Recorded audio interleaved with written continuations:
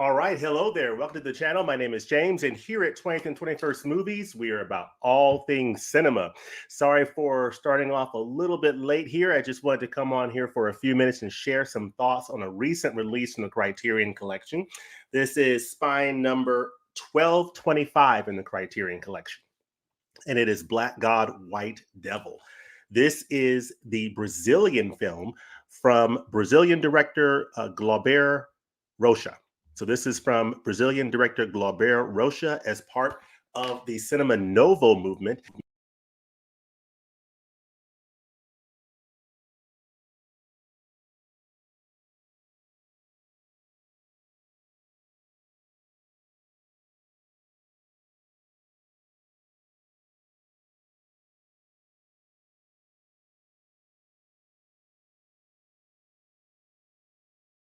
Bear with me for just a quick second. I'll be right back.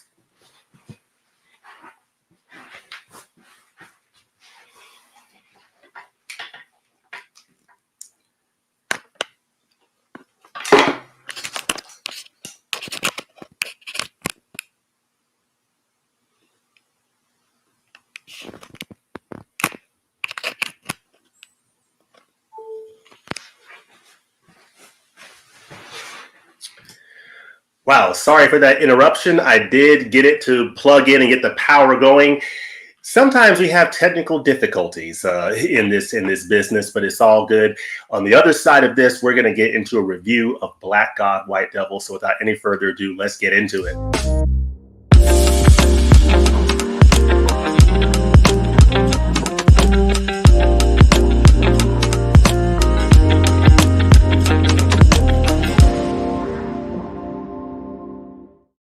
Got me a little bit of spearmint tea here. So enjoying a little bit of that.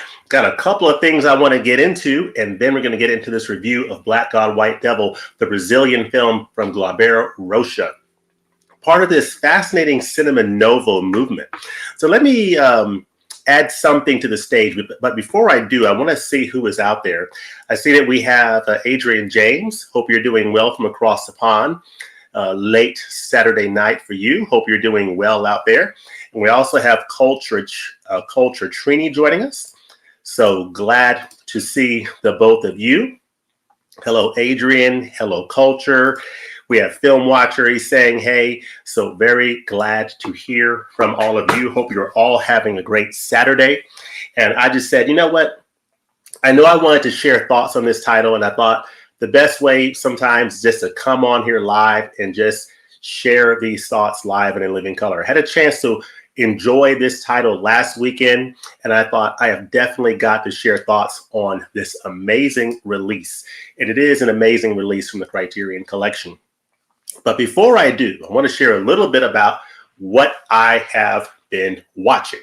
So that's what we have up here right now. What have I been watching? What have I been watching? And I want to hear in the comments what you've been watching. So we have up here Trap. Thursday night, I had a chance to go to the local AMC theater and check out Trap. And that's the latest film from M. Night Shyamalan. And I really enjoyed it. It's a solid entry in M. Night Shyamalan's filmography. It is not his best film. It's certainly not his worst. It is not bad, and it's not great. It is solid, and it is entertaining enough. And that really was what I set my expectations going into that film, and they were met. I felt like, it says, I think my thumbnail says, one of Shyamalan's best. I think the answer to that is no, but it's definitely entertaining, and I think it's worth seeing. If you are a fan of M. Night Shyamalan, it's definitely worth seeing. I'll tell you that the trailer basically sets up the premise of this film. And I think for the most part, it's executed quite well. Josh Hartnett did a really nice job in this film. Really good to see him come back in a role like this. So hopefully he'll get more of these opportunities now that he's done this. He did Oppenheimer last year for Christopher Nolan. So good for him. That's great to see. So I definitely recommend checking out Trap this weekend or whenever you get a chance. I also had a chance to did a little poll on my community tab asking whether I should watch next in my unwatched pile Ivan's Childhood, Ratcatcher, and a couple of other Criterion titles. And the vote came in very heavily for Ivan's Childhood, so I did have a chance to watch this Andrei Tarkovsky film last night from 1962, which is excellent. This is spy number 397 in the collection. It is from 1962, Andrei Tarkovsky, and this is a masterful film. Of course, I think Andrei Tarkovsky is credited with 7 feature films. He, I believe, died prematurely in his 50s from, I think, cancer. So his career was cut short. But those feature films are all considered masterpieces, and I think this is one of them as well. This is his feature debut, I believe, and it is absolutely wonderful. I still need to go through the supplements, so I want to check that out, but really good movie. So I really do appreciate your votes on that. And then, of course, in the mail today, I got this here from Arrow Video. So the kind folks at Amazon delivered Redline 7000 here, which I have here, this Arrow Video Blu-ray limited edition. So really looking forward to checking this out. I think this was James Caan's debut as in a starring role. So definitely looking forward to checking out this Arrow Video edition. Arrow Video does a great job with all of their limited editions for the most part, whether it's a 4K limited edition box set or one of these, Blu-ray limited editions that's not in the big box. They do a really nice job. You see here, you have this new artwork, and then you have that reversible. I've already done the reversible, for the case, and looks like it has a nice set of special features. So I have never seen Redline 7000, but I'm looking forward to diving into it. So I got that. And then, of course, so yeah, I'm looking forward to seeing Redline 7000. I've seen Ivan's Childhood. Earlier today, my son asked me, hey, Dad, do you want to see Batman? And I thought, Batman? Well, haven't we watched the Batman already together? And what he was talking about was this new animated series, Batman, the Caped Crusader. So we had a chance to watch a couple of episodes of that.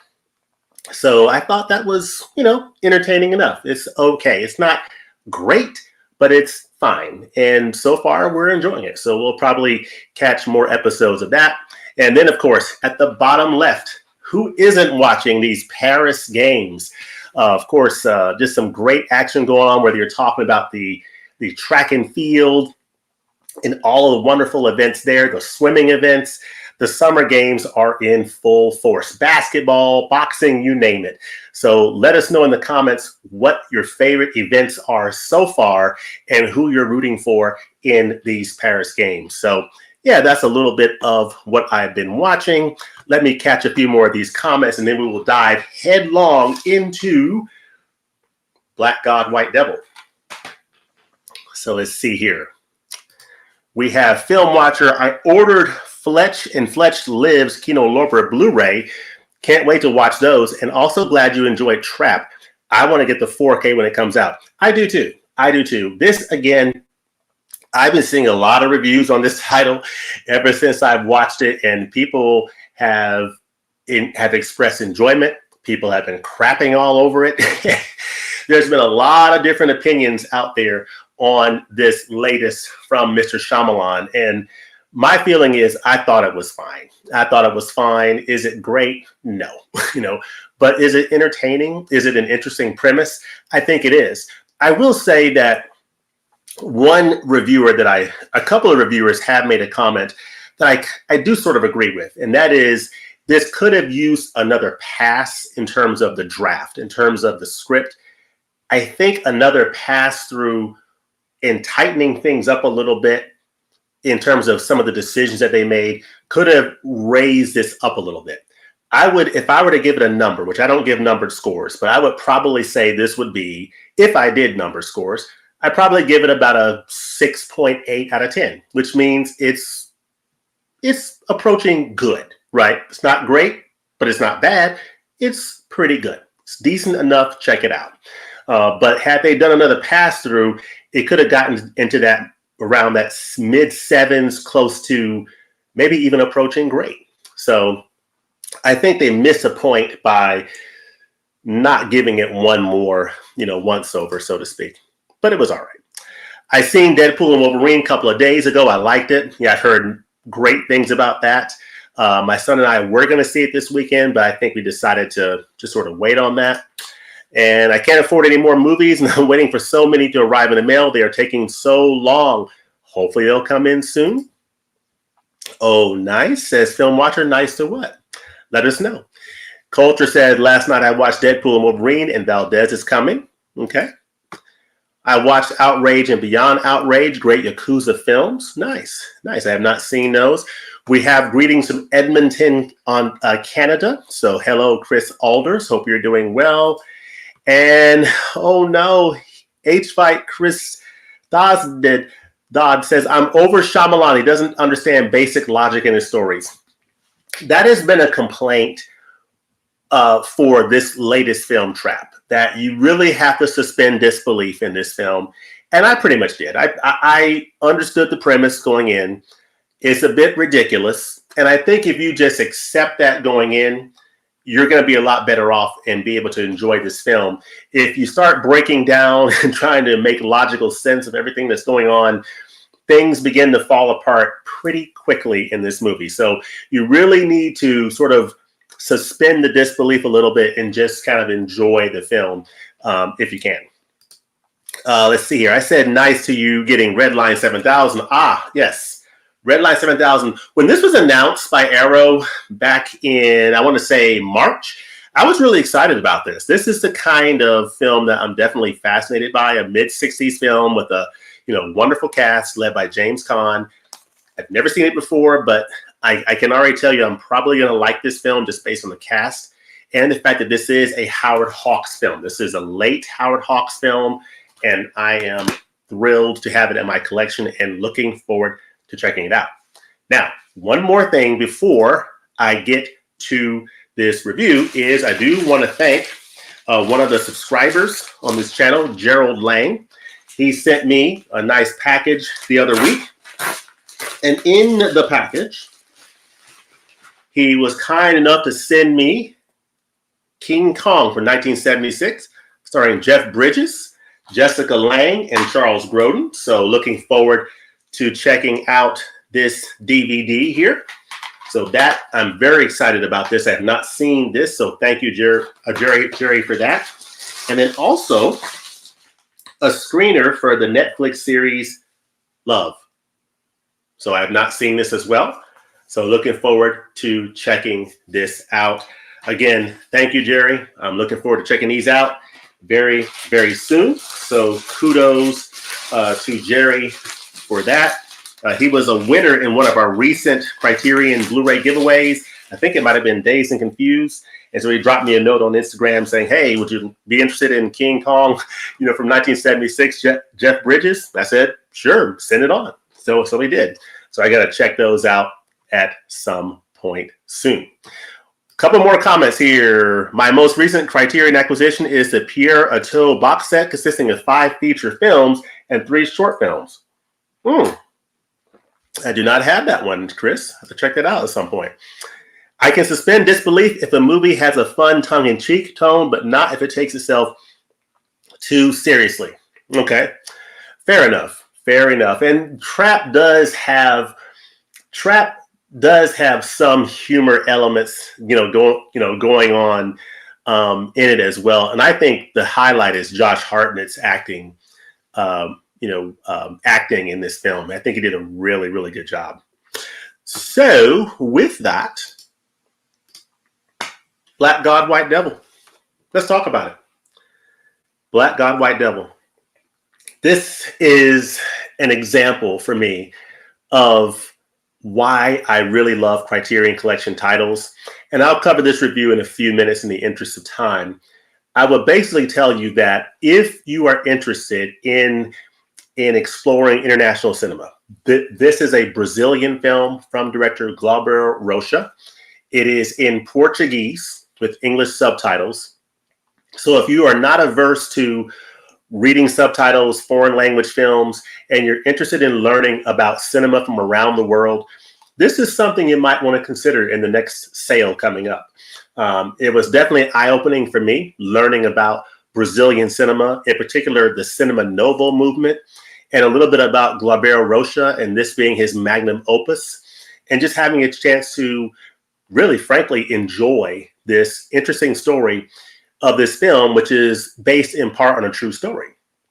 So you see the director here, Glauber Rocha, and it says Black God, White Devil, or in Portuguese, I will butcher this, but I'll try my best. Deus e o diabo na terra do sol, which is literally God and the devil in the land of the sun. Is a 1964 Brazilian Western adventure film directed and written by Glauber Rocha and starring Othon Bastos, Mauricio do Valle, Yona Magalhães, and Geraldo Del Rey. I'll read the back of the Criterion case. It says, myth, mysticism, and revolution collide in a blistering existential Western from Glauber Rocha, a pioneer of Brazil's socially committed Cinema Novo movement. This film is from 1964 and it takes place in the 1940s, the story. After killing his swindling boss, ranch hand Manuel, Geraldo Del Rey goes on the run with his wife, Rosa. So is Manuel and Rosa on the run. Rosa's played by Yona Magalhães. In the stark hinterlands, they join forces with armed bandits and pledge allegiance to a self-styled holy man who preaches revolt against rich landowners while perpetrating unspeakable acts of violence against the innocent. Suffused with anti-authoritarian fervor and the intensity of life in the desert, this landmark work of radical cinema is a scorched earth allegory about mindless fanaticism and the allure of dead-end ideologies. Black God, White Devil. This is Glauber Rocha. He is one of the fathers or one of the masters of Brazilian cinema during this period of time. This story of Manuel and Rosa takes place in the northeast corner of Brazil, in an area called the Sertão or Tao. So this is life in the Sertão, the subregions of northeast Brazil, which are listed here. Now, this is taking place in the Sertão section, which is that red section there that you see pictured there. That is where the story of Black God, White Devil is taking place. You'll see here that Manuel is played by Geraldo Del Rey, and you have Yona Magalhães, who plays Rosa. And these are the two who are pictured here in this picture. Two really fascinating characters caught up in life in this very rough Western desert terrain of Northeast Brazil. Of course, you see Manuel and Rosa running. This is toward the end of the film where they are running. You also see in the top left, you see this cleric who basically is not your best, cleric in the world. He is running a cult, if you would, and that's part of the plot of this film, that there's a cult that's involved, that they are somehow caught up into this clerk. Something happens and they end up on the run. And it's a very fascinating story, seeing all of these characters and their interactions and their effects upon each other in this very unforgiving land and world. The Cinema Novo movement. This is something that I find very satisfying about this particular release. This is one of those releases, as I said before, where you're learning about a new director. I had never heard of Glauber Rocha. I had never heard of Black God, White Devil, knew absolutely nothing about Brazilian cinema. But Criterion is commonly known as, film school in a box. So when you get a Criterion Collection edition like this, you're not only given the opportunity to learn about the film or to experience the film, but to learn about how the film came together, learn about the director, learn about their film in the context of the history of the country and the cinema movement going on during that time. In this case, in the 1940s and 1950s, you had this movement in Brazil called the Cinema Novo movement. And that is a part of what you're going to learn in these special features. So there is a documentary on here on director Glauber Rocha called Glauber, the Movie Labyrinth of Brazil from 2003. And then there's Cinema Novo 2016, which is a documentary on the Brazilian film movement. It is supplements like that and elements like that that are part of Criterion Collection editions that for me is a big reason why I love, exploring different filmmakers from around the world and just discovering something new. I love going to see an M. Night Shyamalan film, Trap, and, if a filmmaker I'm familiar with, have an idea of what I'm getting into. I enjoy that. I enjoy Christopher Nolan, Oppenheimer, or, some current day directors putting out blockbuster films. But I also enjoy exploring and discovering new directors I had never heard of before in a different part of the world and seeing, hey, what are they doing? What did they do? Of course, Glauber Rocha is no longer with us, but what types of films did he make? What was he about? What was he talking about in the world of cinema? And how does that fit into the overall fabric of cinema today? So I'm a nerd when it comes to film, and so I'm interested in that kind of thing. But I also recognize, you know what? That's not for everybody. Some people really don't care about that kind of stuff. And I say to that, that is okay too. Everybody does not need to be that way. So Cinema Novo is basically a genre and movement of film that was noted for its emphasis on social equality and intellectualism that rose to prominence in Brazil during the 1960s and 1970s. So Cinema Novo formed in response to class and racial unrest, both in Brazil and the United States, influenced by Italian neorealism and French New Wave. So you had influences from Italian neorealism and the French New Wave. All of these movements sort of have connecting points to one another.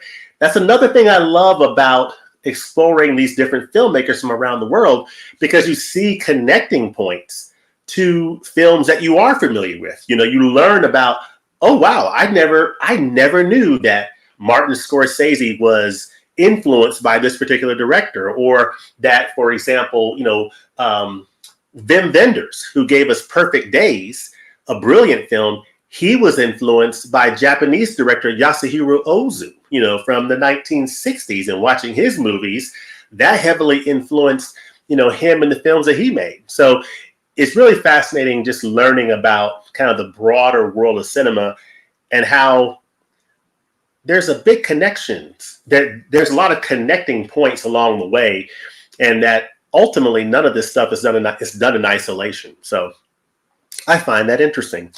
Here on the left, you have Glauber Rocha, who is pictured with other Brazilian filmmakers who were part of this Cinema Novo movement, which is a fantastic movement that has had a tremendous impact on the world of cinema.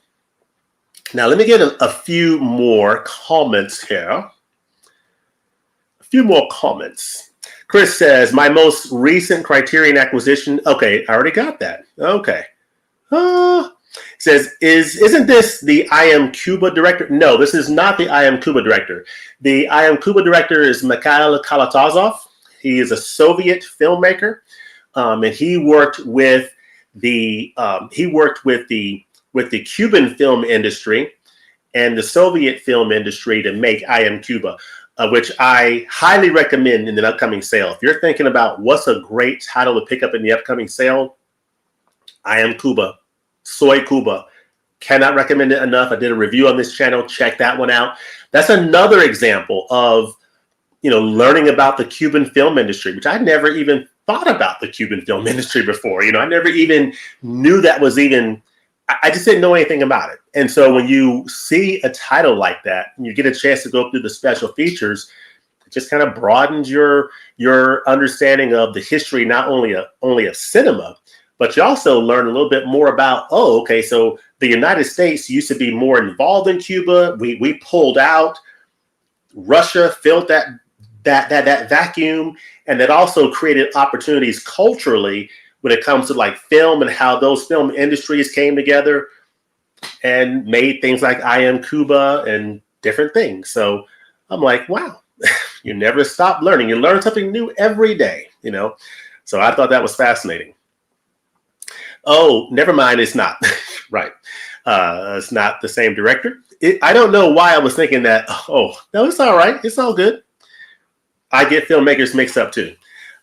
See, I love foreign films. Don't know much from Brazil except City of God. Yeah, me either. And this is, folks, if you're interested in foreign films, I'm going to tell you right now, I recommend this one. I recommend I Am Cuba. Those are two releases you might want to strongly consider for the next sale. They are fantastic releases from Criterion that I highly recommend.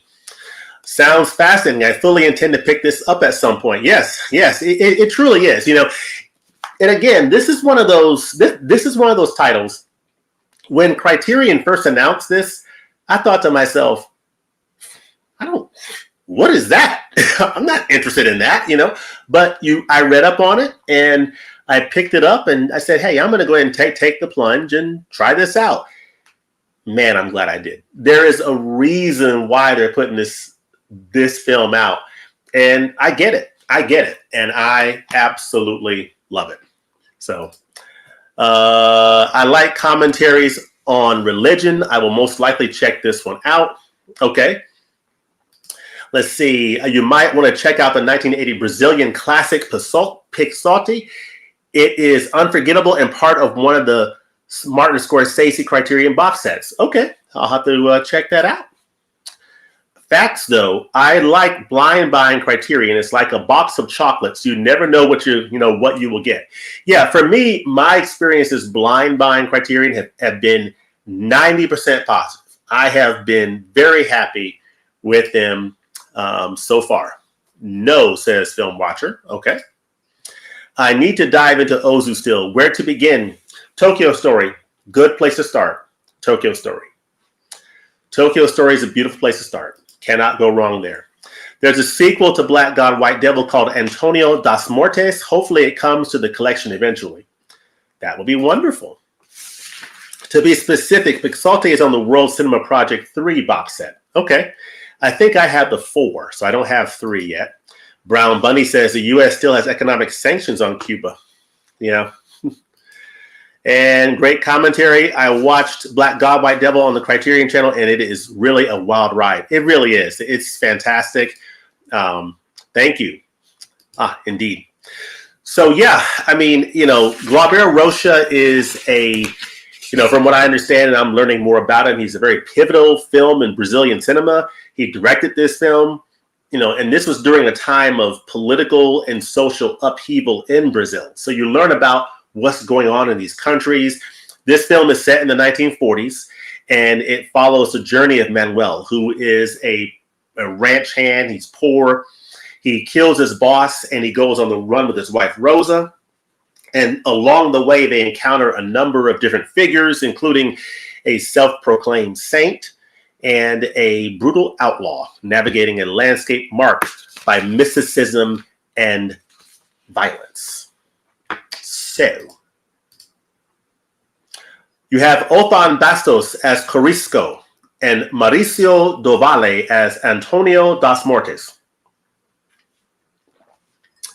These are fantastic characters in this film that, along with Manuelo and Rosa, adds so much flavor to this story. Just fantastic. You have the bandits. You have this Antonio das Mortes character who was hired to take out this cleric who was leading this cult, and also contracted to chase after Corisco and bring him to justice. So just fantastic characters all the way around. So those are some thoughts on Black God, White Devil. Let me just open up this wonderful case. Now, you see the front and the back. Very nice. I love the art on here. I love this art. It's so mysterious. It's like, what in the world is going on here? Of course, that is Carisco on the front there. You have these wonderful characters. This is, you'll want to know, this is a 2-disc Blu-ray set. 2-disc Blu-ray set. And the reason why is because you get the movie on one Blu-ray and you get 2 fantastic documentaries. I think 3 hours, I believe, worth of documentaries on the second disc, I think. It is just a fantastic addition, not something they wanted to fit on just one disc with the feature and, you know, all those documentaries on one disc. You'll see the picture there on the inside, the inside picture there. There is a wonderful, when you pop the disc in, a wonderful, you know, moving sequence that plays. I love when they have the moving sequences and you hear the wonderful music that I'll talk about in a second. But this is the pamphlet, Black God, White Devil. On the back, it talks about the master. The picture quality of this black and white film, solid, really beautifully presented. It's in the aspect ratio of 1:37:1. It's a new 4K restoration. Was created from the 35mm original camera negative. This is, again, one of those releases where I really wish Criterion had a push through and just make this a 4K. It would have probably just taken it to the next level. But as it stands, very beautiful Blu-ray. I'm not mad at the Blu-ray format. This is a very nice looking Blu-ray from the Criterion collection that I had really no complaints about. I mean, I think there were a few areas where the picture wasn't optimal, but overall, very solid looking picture from Criterion of a 1960s black and white film. So it's from the original 35mm camera negative. And you had the original monaural soundtrack was remastered from the 35mm original soundtrack negative, a 35mm print, and a vinyl LP. So one of the aspects of this film that you'll want to note is the music and the soundtrack and the score of this film, which is definitely notable. It is absolutely, it is just absolutely brilliant in terms of I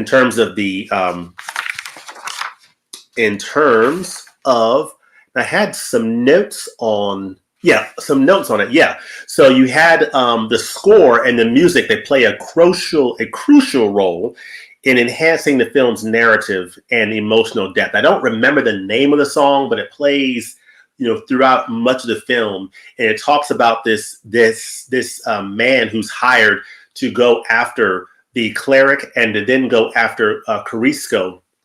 Antonio, what is his name? Antonio, I'll put him back up here. Let me put him back up here. Antonio das Mortes, the guy on the right here. He is the bad dude that has been hired to go take care of business. But the soundtrack was composed by Sergio Ricardo, and it intertwines traditional Brazilian folk music and modernist elements, and that creating a very evocative soundscape that reflected the film's themes of social upheaval and mystical realism. So beautiful soundtrack. That's part of the experience of watching this movie. And I really enjoyed it. It took me a while to sort of process, okay, who's this character and what are they doing? And how does, you know, Manuel and Rosa connect to Carisco, and how is all this sort of working together? But by the end, it all kind of came together for me pretty well. And I really enjoyed it. It's a pretty fascinating story and something that I did not expect. And I definitely appreciated learning more about this film going through these special features. So you have an audio commentary by the restoration producer Lino Marielles, which is great to have that. A new interview with film scholar Richard Pena. Very nice interview with him. Glauber, the movie. So you have this Labyrinth of Brazil from 2003, the documentary on Glauber Rocha, which is wonderful to have. You have the Cinema Novo documentary that I mentioned. And then you also have another documentary, short documentary on the origins of Kangako. Sorry for the pronunciation. It's a form of social banditry in northeastern Brazil. So remember the geography that I was showing you before about the bandits in the northeast corner of Brazil, including the Sertão region that this story takes place. You have these other regions, the Miel Norte, you have Agreste, and Zona da Mata. Those are the four regions in that northeast corner of Brazil where this story takes place. And this short documentary talks about that whole social banditry in northeastern Brazil. And I think it kind of fizzled out, I want to say probably by the late 60s, I think is what they said. But again, some fascinating history that surrounds this film. So overall, this is a release that I definitely recommend. Again, if you're into foreign cinema, if you're open to learning about filmmaking around the world, want to learn about a director you haven't heard of before, don't know much about, and learn a little bit of history along the way, I definitely recommend Black God, White Devil, the 1964 film from Brazilian director Glauber Rocha. Comes in at spine number 1225 in the Criterion collection. So those are my thoughts. It's a 2-disc edition. It's got some nice documentaries on here that really helps to contextualize this film and really, put a lot more meat on the bone of why this film was important, why did Criterion release this in the first place, and his place in the history of cinema, and particularly his place in the Cinema Novo movement as part of Brazilian history. Let me share a little known fact about the film. It says here, a little known fact about this film, Black God, White Devil, Glauber Rocha wrote the screenplay in just 2 weeks. So despite the rapid writing process, the script is layered with complex themes and rich poetic dialogue. This is a testament to Rocha's genius and his ability to channel the urgency of his ideas into his work. So let me grab some more comments here. I think we have a few more. Film watcher Ozu, I recently watched A Story of Floating Weeds. Watched that Criterion with the original silent and its remake. Cool. I did not pick up that Ozu release, the Floating Weeds, the original and remake from the 1930s and the remake he did in the 1950s. I have not yet picked that up, but I do look forward to picking it up.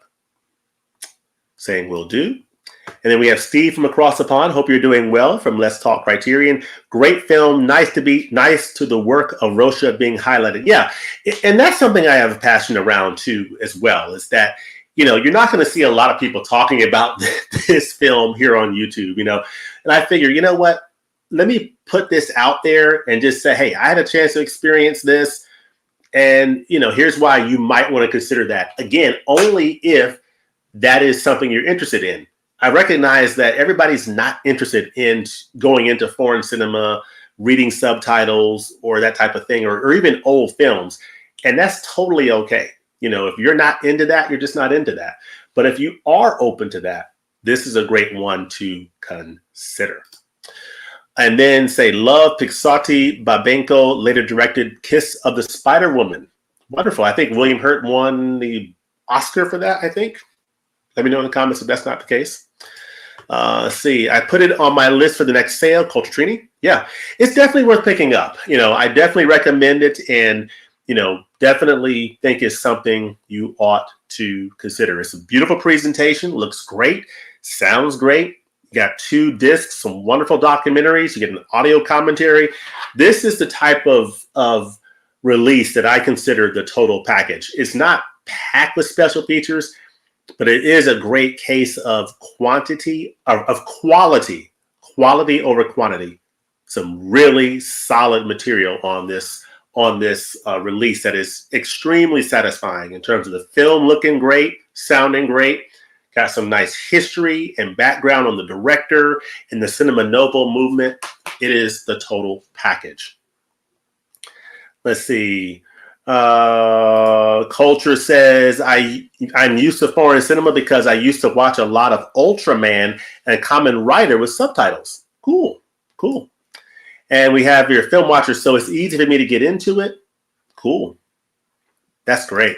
Yeah, me too. I mean, I have no issue with subtitles. The only thing is, when you're watching a film where you're watching subtitles, you have to be like paying attention. You can't like have it on the background, so to speak. That's the one drawback. You have to be a little bit more locked in. Scorsese is a Rocha fan. That's awesome. I watch all kinds of Asian movies, films, no issues with subtitles as long as they're accurate. Yeah, I'm with you on that. I'm with you. Brown Bunny says, what do you think will be in the announcements for this month?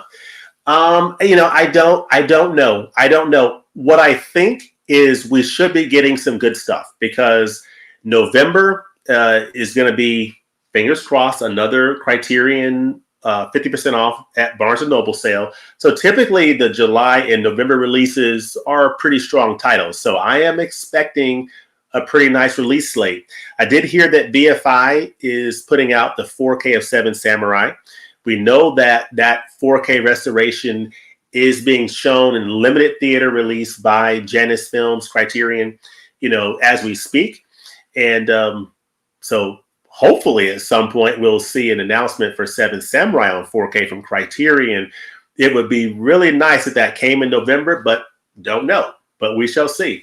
But whatever they announce for November, I think will be some good stuff that we will, that should be exciting to get for November. Let us know your guesses in the comments. Paper Moon, One Can Wish at Brown Bunny. Okay. And then so much more I wanted to pick up, but had to pace myself. Yes. Film Watcher, wonderful choice. Okay. And a 4K of Seven Samurai would be awesome. It would be. So we shall see. But yeah, I definitely appreciate y'all joining. And, again, definitely, consider Black God, White Devil for your viewing, for your, potential Criterion viewing. Let me know if you're watching Trap, if you've seen Ivan's Childhood, if you're watching the Paris Games, if you're into the Batman Cape Crusader series. Let me know in the comments, for those of you watching this on replay, if you have seen Redline 7000, what you think about that. And we got Jordo here saying, hey, James, and everyone in the chat. Hello, Jordo, to you as well. About to sign off here. But again, thank you to Jerry for his package and sending me King Kong from 1976. So I'm looking forward to diving into that, as well as that Netflix TV series screener. So I'll be diving into that soon. But I'm glad you all joined this afternoon. Hope you all have a great rest of your Saturday. Enjoy whatever it is you're going to watch out there in the world of entertainment, and let us know what you're into and share what you're thinking about it. But hope you have a great rest of your Saturday and weekend, and we'll look to see you next time at the movies. Check out Black God, White Devil. Peace.